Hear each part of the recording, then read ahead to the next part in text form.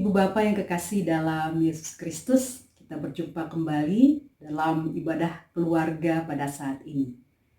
Sebelum kita membaca dan merenungkan firman Tuhan, marilah kita bersatu di dalam doa, kita berdoa. Tuhan Allah yang Maha Kasih, kami mengucap syukur kepadamu karena kami boleh berjumpa kembali di dalam ibadah keluarga di hari Rabu ini. Kami bersyukur dan berterima kasih atas pemeliharaan Tuhan yang senantiasa menjaga dan melindungi kami. Dan pada saat ini kami akan membaca dan merenungkan firman-Mu. Dengan penuh kerendahan hati hamba-Mu memohon, urapilah hamba-Mu dengan kuasa Roh Kudus-Mu, agar dapat berkata-kata di dalam kuasa-Mu. Dan urapilah umat-Mu yang mendengarkan dengan kuasa Roh Kudus-Mu, agar dapat merenungkan, menghayati firman-Mu ini. Berfirmanlah bagi kami Tuhan, di dalam nama Tuhan Yesus Kristus kami berdoa. Amin. Pembacaan firman Tuhan dari Imamat pasal 4 ayat 13 sampai ayatnya yang ke-21 yang menyatakan, jikalau yang berbuat dosa dengan tidak sengaja itu segenap umat Israel dan jemaah tidak menyadarinya, sehingga mereka melakukan salah satu hal yang dilarang Tuhan dan mereka bersalah, maka apabila dosa yang diperbuat mereka itu ketahuan, haruslah jemaah itu mempersembahkan seekor lembu jantan yang muda sebagai korban penghapus dosa. Lembu itu harus dibawa mereka ke depan kemah pertemuan. Lalu para tua-tua umat itu harus meletakkan tangan mereka di atas kepala lembu jantan itu di hadapan Tuhan, dan lembu itu harus disembelih di hadapan Tuhan. Imam yang diurapi harus membawa sebagian dari darah lembu itu ke dalam kemah pertemuan. Imam harus mencelupkan jarinya ke dalam darah itu dan memercikkannya 7 kali di hadapan Tuhan di depan tabir. Kemudian dari darah itu harus dibubuhnya sedikit pada tanduk-tanduk mezbah yang di hadapan Tuhan di dalam kemah pertemuan. Dan semua darah selebihnya harus dicurahkannya kepada bagian bawah mezbah korban bakaran yang di depan pintu kemah pertemuan. Segala lemak harus dikhususkannya dari lembu itu dan dibakarnya di atas mezbah. Beginilah harus diperbuatnya dengan lembu jantan itu, seperti yang diperbuatnya dengan lembu jantan korban penghapus dosa. Demikianlah harus diperbuatnya dengan lembu itu. Demikian imam itu mengadakan pendamaian bagi mereka, sehingga mereka menerima pengampunan. Dan haruslah ia membawa lembu jantan itu keluar ke perkemahan, lalu membakarnya sampai habis, seperti ia membakar habis lembu jantan yang pertama. Itulah korban penghapus dosa untuk jemaah. Demikianlah pembacaan firman Tuhan. Yang berbahagia adalah mereka yang mendengarkan firman Tuhan dan memeliharanya di dalam kehidupan sehari-hari. Terpujilah Tuhan Yesus. Haleluya. Haleluya. Haleluya. Haleluya. Jemaat yang kekasih dalam Yesus Kristus, umat Allah sudah seharusnya menjaga kekudusan hidupnya dengan memperhatikan apa yang harus dilakukan, tetapi sekaligus juga apa yang tidak boleh dilakukan, seturut dengan kehendak Tuhan. Karena ketidaktaatan kita kepada Allah dan kehendaknya akan membawa kita ke dalam dosa. Sebagai umat Allah, Israel dituntut untuk hidup di dalam kekudusan. Namun apa daya, ada saja yang membuat mereka tidak taat kepada Allah dan jatuh ke dalam dosa. Apabila itu terjadi, maka umat Israel secara bersama-sama atau sebagian besar tanpa sengaja melakukan dosa yang tentunya merupakan ketidaktaatan kepada Allah, dan dosa mereka ketahuan, maka mereka wajib membawa korban penghapus dosa kepada Allah. Tujuan korban ini adalah untuk memurnikan mereka dari dosa mereka sehingga mereka memperoleh pendamaian, yaitu pengampunan dari Allah. Mereka mengorbankan lembu jantan muda yang usianya kira-kira 3 tahun, yang tentu tidak bercacat, harus sempurna, harus sehat, harus tidak bercela. Ibu bapak dan saudara-saudara bisa baca dalam Imamat pasal 22 ayat 21 sampai 25.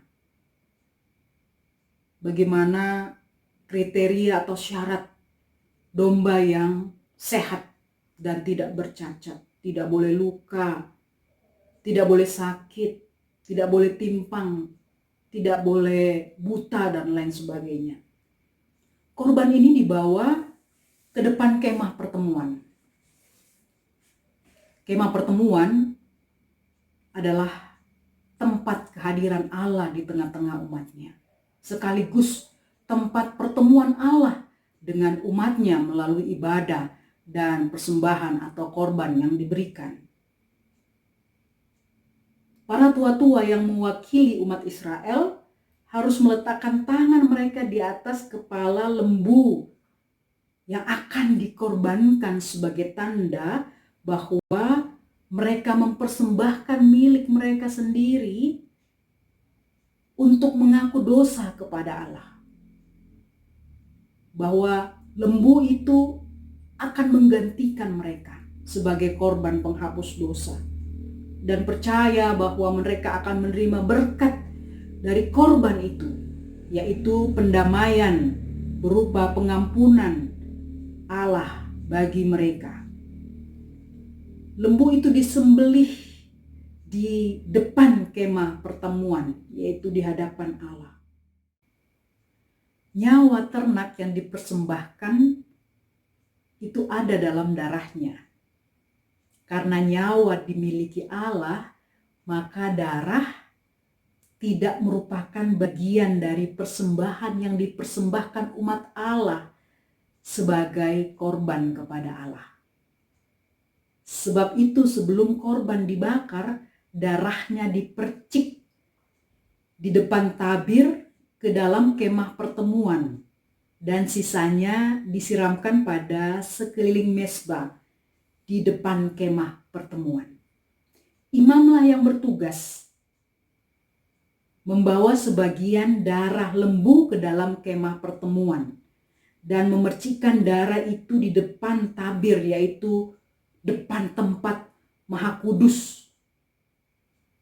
Juga darah itu dibubuhkan di tanduk-tanduk mezbah di depan kemah pertemuan dan selebihnya dicurahkan ke bagian bawah mezbah korban bakaran di depan kemah pertemuan. Lemaknya dibakar habis di atas mezbah. Lalu korban dibawa keluar dari kemah pertemuan, lalu dibakar habis di luar kemah pertemuan. Jemaat yang dikasihi Tuhan, merenungkan ritual penyajian korban penghapus dosa ini, apakah yang teringat di dalam pikiran kita? Atau peristiwa kisah apa yang kita ingat? Sebagai orang yang beriman, kita teringat kepada penderitaan dan kematian Tuhan Yesus Kristus. Karena apa yang kita baca dan renungkan tadi seperti gambaran Yesus Kristus yang menjadi korban penghapus dosa manusia atau dosa dunia. Yesus Kristus menderita dan dihukum mati di luar bait suci, yaitu di Bukit Tengkorak di luar kota Yerusalem. Ibrani 13 ayat 11-12 menyatakan, karena tubuh binatang-binatang yang darahnya dibawa masuk ke tempat kudus oleh imam besar sebagai korban penghapus dosa dibakar di luar perkemahan.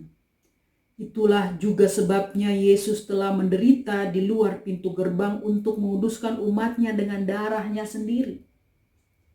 Yesus Kristus yang tidak berdosa dijadikan berdosa karena kita. 2 Korintus pasal 5 ayat 21 menyatakan, Dia yang tidak mengenal dosa telah dibuatnya menjadi dosa karena kita, supaya di dalam Dia kita dibenarkan oleh Allah. Sama seperti tujuan korban penghapus dosa bagi umat Israel adalah untuk mendamaikan diri dengan Allah, untuk mendapatkan pendamaian dari Allah, yaitu pengampunan dosa, maka Allah melalui Kristus, yaitu penderitaan dan kematiannya, Allah mendamaikan dirinya dengan kita di dalam pengorbanan Kristus. 2 Korintus 5 ayatnya yang ke-19. Nah, bagaimanakah kita merespon atau menanggapi atau menjawab pengorbanan Yesus Kristus yang telah mengampuni kita dan telah menjadi penebus dunia ini serta mendamaikan kita dengan Allah? Respon yang tepat dan benar adalah kita bersyukur kepada Allah. Karena Tuhan Yesus rela menjadi korban penghapus dosa manusia dan dunia sekali untuk selama-lamanya. Ibrani 8 ayat 25-27 menyatakannya juga dalam pasal 9 ayat 11-15 dan ayat 24-28. Hidup yang bersyukur kita buktikan dengan menjaga kekudusan hidup, yaitu melakukan kehendak Allah dengan setia. Hal ini berarti kita rela dan bersungguh-sungguh meninggalkan kehidupan yang lama, meninggalkan keinginan daging. Lalu kita bersungguh-sungguh hidup dalam kehidupan yang baru yang dianugerahkan Allah di dalam Yesus Kristus. Seperti yang ditegaskan dalam Efesus pasal 5 pasal 4 ayatnya yang ke-25 sampai ayatnya yang ke-31. Jemaat yang dikasihi Tuhan Yesus, sebagai umat yang sudah diselamatkan, sebagai umat yang sudah ditebus, sudah menerima pendamaian, sudah menerima pengampunan dosa dari Allah, kita diingatkan oleh Tuhan melalui 1 Petrus pasal 1 ayat 14-16. Hiduplah sebagai anak-anak yang taat dan jangan menuruti hawa nafsu yang menguasai kamu pada waktu kebodohanmu. Tetapi hendaklah kamu menjadi kudus di dalam seluruh hidupmu, sama seperti Dia yang kudus yang telah memanggil kamu. Sebab ada tertulis, kuduslah kamu sebab aku kudus. Kiranya Tuhan melalui kuasa Roh Kudus-Nya membimbing kita, menuntun kita untuk selalu setia, bersungguh-sungguh memelihara kekudusan hidup, agar kehidupan kita senantiasa memuliakan nama-Nya. Tuhan memberkati kita sekalian. Amin. Marilah kita mendiskusikan perenungan firman Tuhan pada saat ini dengan menjawab 3 pertanyaan. Yang pertama, mengapa Yesus rela menjadi korban penghapus dosa manusia atau dunia? Yang kedua, jika Tuhan Yesus rela menjadi korban penghapus dosa dunia, jika Tuhan Yesus rela menyelamatkan dunia dan rela menyelamatkan saya dan saudara-saudara, apakah yang rela saudara persembahkan untuk Tuhan? Yang ketiga, bagaimana cara saudara memelihara dan menjaga kekudusan hidup setiap saat? Selamat berdiskusi. Tuhan Yesus memberkati.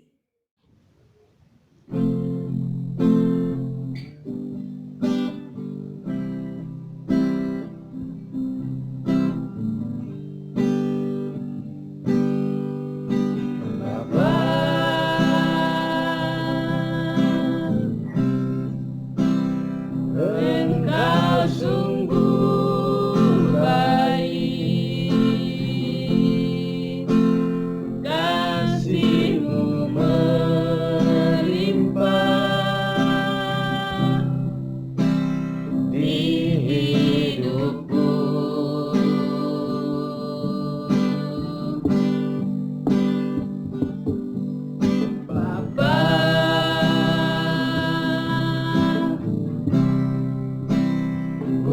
berterima